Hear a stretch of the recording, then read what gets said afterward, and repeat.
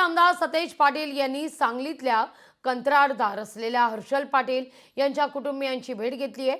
तांदूळवाडीमध्ये हर्षल पाटील कुटुंबियांची भेट घेत सांत्वन केलंय। त्याचबरोबर राज्य सरकारनं तातडीनं राज्यातल्या कंत्राटदारांचं थकीत बिल प्राधान्यानं दिलं पाहिजे अशी अपेक्षाही व्यक्त केली आहे। हर्षल हा अत्यंत उत्कृष्ट तरुण होता आणि अत्यंत माझे ऋतुराजचे अत्यंत चांगले संबंध त्याच्याशी होते। कोल्हापूरला त्याचं येणं जाणं होतं, दर वाढदिवसाला तो यायचा आणि तो असं करेल असं कधी स्वप्नात सुद्धा वाटलं नव्हतं।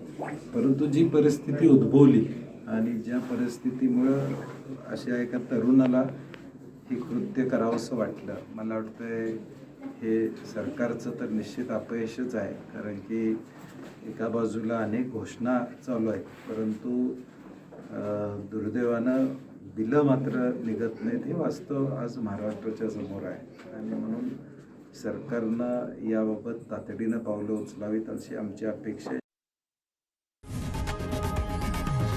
लोकशाही मराठी ऐका, पहा, जागरूक रहा।